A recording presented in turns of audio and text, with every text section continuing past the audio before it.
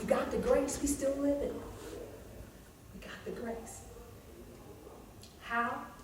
Through getting started right now. Through doing what every speaker has spoke to you today upon. Everything that you have learned. Who's supposed to be here is who is here. Yeah. Okay? Yeah. Because we are all called, but few are chosen. Yeah. It's time to get busy and get dirty. Yeah. Let me tell you a little bit about me.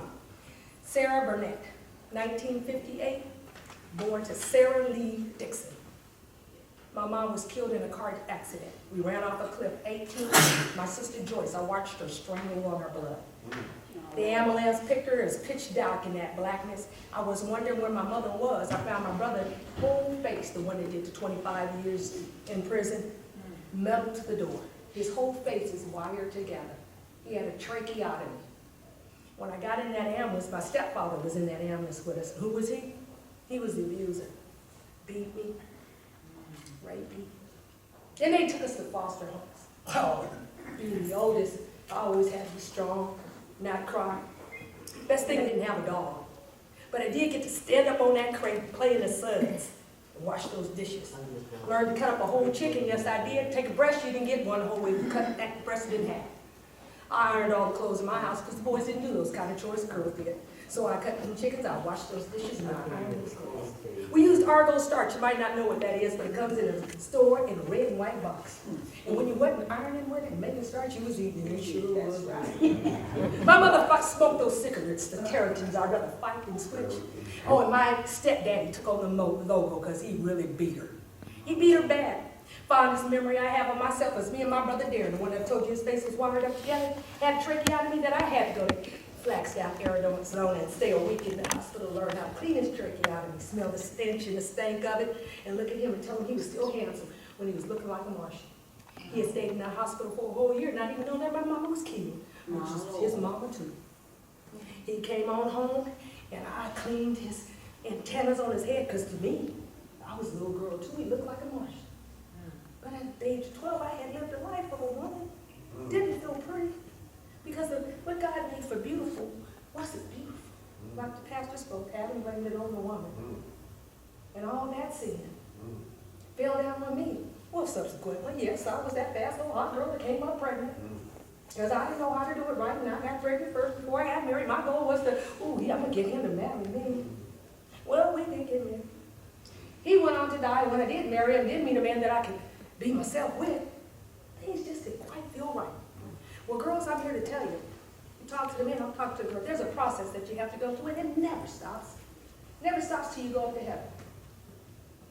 Subsequently, my brother Darren is out of jail now. Doing quite well. I talked to him almost dead. Guess what he's doing, guys? Let me tell you. He's raising other men with mental illnesses. He works in a home, and he's the head man. Doesn't God have a sense of humor? Now, we're going to count it all joy, but my brother Kenny's on the street. He's homeless. Gets to go stand on a corner, be picked up with a Mexican, bring some trinkets in. Got him a good white girlfriend that takes good care of him, keeps minutes on his phone, calls me periodically, because being the oldest of 6, I still keep in contact with everybody. Well, you know, being the oldest of 6, you know what? God had a reason for making me the oldest. I was a born leader. I didn't know I was a leader yet. I didn't know I was chosen. I was a Jehovah's Witness. I knocked on the door a few times, didn't know what that meant. All I knocked on the doors and gave me an opportunity to knock on some doors. I was just telling the gentleman that helped me earlier, I said, you know what, when I went to church back in the days, it sure was fun. I got 25 cents for an allowance, and that was good, because 25 cents was what a loaf of bread cost you. Take that 25 cents, get me 10 pennies out of that 25 cents, spend that 15 cents. Offering plate came around 3 times. Yes, it did. I take those 3 pennies, I divide it up into those 3 offerings, and you could just hear the pennies coming. Can you hear? Because you could hear it when you drop it in, so your mom or whoever you was with knew that you put something in, because they heard the little money in the big. And then I hustled on to the store, because Mama didn't get to go to church with her. She had to stay at home with Dad. But she sent the kids to church. Now, I'd run on to that corner store, born in Los Angeles, California. Well, I was actually born in Arkansas, but I was raised in California. Back in those days, you know, they sold crab in the store, bologna, fish, chicken.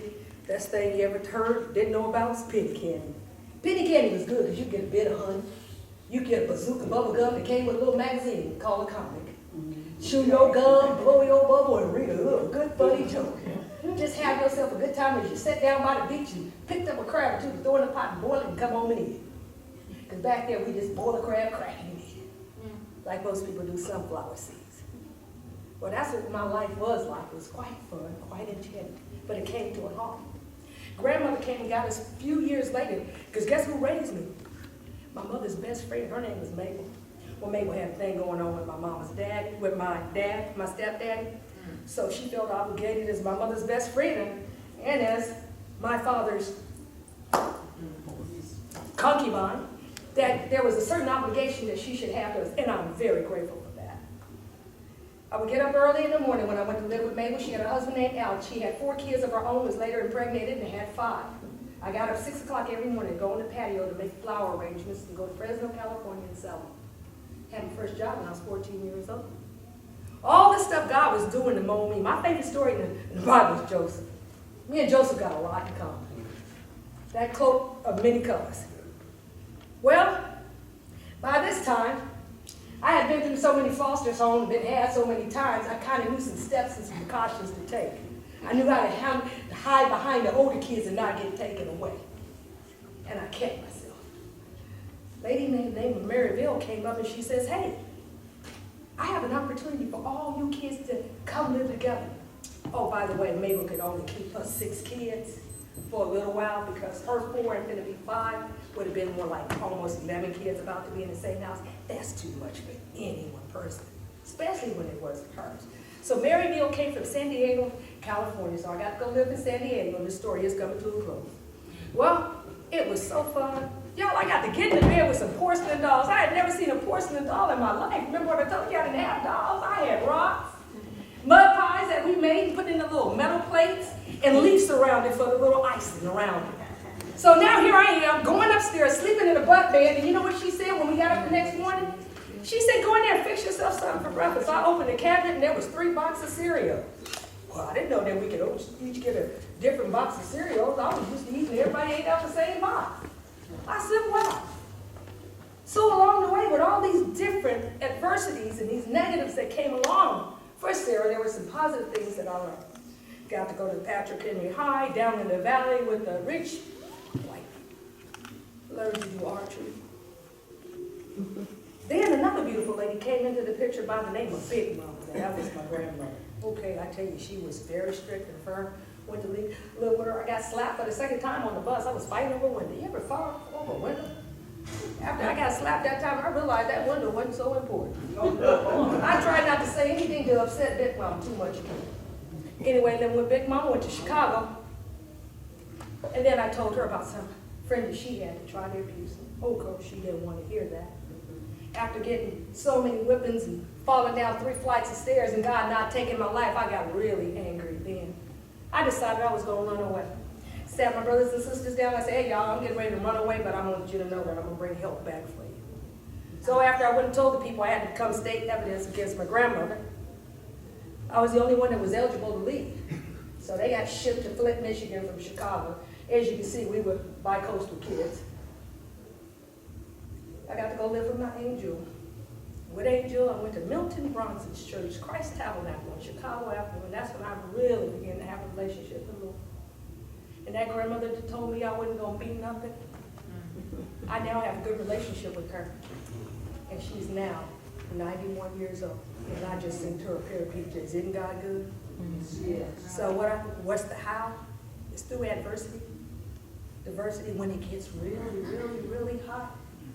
You know, they said a diamond is made out of what? Cold. Let me show you what my grandson gave me. And then this is at a close. I just put it in my purse this morning. My grandson, Keenan Bonner, he has a heart of gold. And my purse is like a, you know, this is how you can tell that I'm old. I want you to pass that around. This is what my big mom done. I just want to show you the habits that you pick up along the way.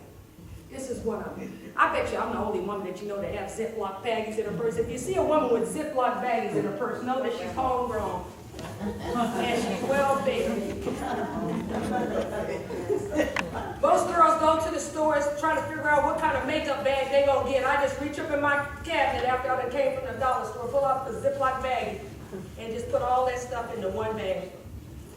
My grandson Keenan gave me a diamond, y'all, and I thought I had threw it in my purse. This diamond was so big. He said, Granny, I bought something for you. And what it was, or what it is, I'll just tell you. It was a big old fake diamond. He thought it was a diamond. We already know that it was just a big chunk of plastic, right? But it's like out of the mouth of babes. When children talk to you, you listen and you learn to value your kids. But all I want to say, just imagine this apple a diamond. We're talking about imagination. If you're not where you want to be, just imagine where you want to be. Visualization is the most important thing. So I'm going to ask you to take 10 seconds. This is going to be really fast because when those opportunities come, you might not get an opportunity to blink. And God doesn't count them like we can. So if everybody close their eyes just for a second. Imagine yourself where you want to be. And if you can't see it, I'm going to ask for silence, please. If you can't see yourself where you want to be, ask God to give you a dream. And ask God to give you a vision. God says you have not because you asked Him. Greater is He that is in you than He that is in the world. You do all things through Christ Jesus who strengthens you. He's the same today, tomorrow, yesterday, and all the days to come. May God be with you from this day and forevermore. Thank you so much for your time. God bless you. Thank you. Amen.